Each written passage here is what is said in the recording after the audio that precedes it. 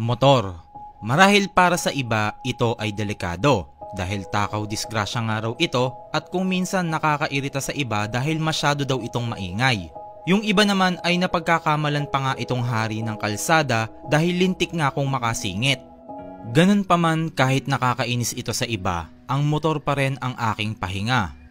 Alam mo ba yung pakiramdam ng pinagmamasdan mo siya sa umaga dahil tuwang-tuwa ka sa bagong piyesang kinabit mo sa kanya? Parang nung mga bata pa tayo na kapag may bago tayong laruan, ayaw na ayaw natin itong mawalay sa tabi natin. Ganon na ganon ang nararamdaman ko.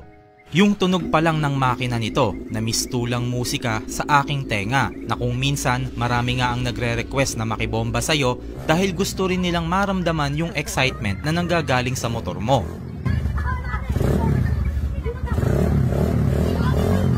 As a rider, sobrang gaan talaga sa feeling na naipapasa mo yung saya sa iba.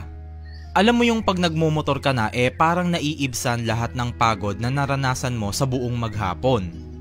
Iba kasi yung feeling kapag nakasakay ka na dito at hawak mo na ang manibela. Parang malayang malaya ka na nalibutin ng mundo.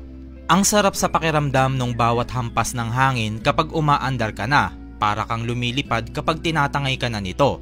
Hindi ko talaga maipaliwanag yung adrenaline na dumadaloy sa mga ugat ko, lalo na kapag mabilis ang aking takbo. Wala talagang katulad yung excitement na nararamdaman ko sa tuwing pinipiga ko yung throttle ng motor ko.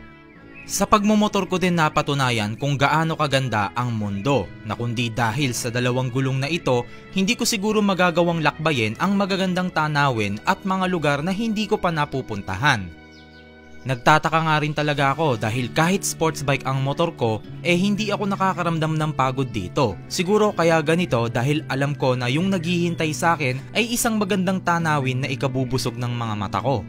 Ang motor din ang nagturo sa akin kung paano makitungo sa ibang tao dahil dito ko naranasan na dumami ang mga kaibigan ko. Totoo pala yung kasabihan na mas masaya kung madami. Sobrang sarap din sa pakiramdam na nagmumotor ka kasama ang buong tropa. Alam mo yung feeling na yung malalayong lugar nagiging malapit na lang sa inyo dahil sobrang libang na libang at enjoy na enjoy kayong mag-rides kasama ang bawat isa. Yung mga kulitan na hindi natin malilimutan. Yung moment na kahit walang pera yung isa ay willing kayong sagutin yung panggas niya dahil gusto nyo lang na makasama pa rin siya. Yung mga moment na sinusundan nyo lang ang bawat isa at hindi nag-iiwanan dahil kailangan sa inyong pag-alis ay sabay-sabay pa rin kayong uuwi ng ligtas. Kaya kung nakakaramdam ka ng pagod, hirap at stress sa buhay, i-throttle therapy mo lang yan dahil I'm sure na mawawala ang inyong lumbay.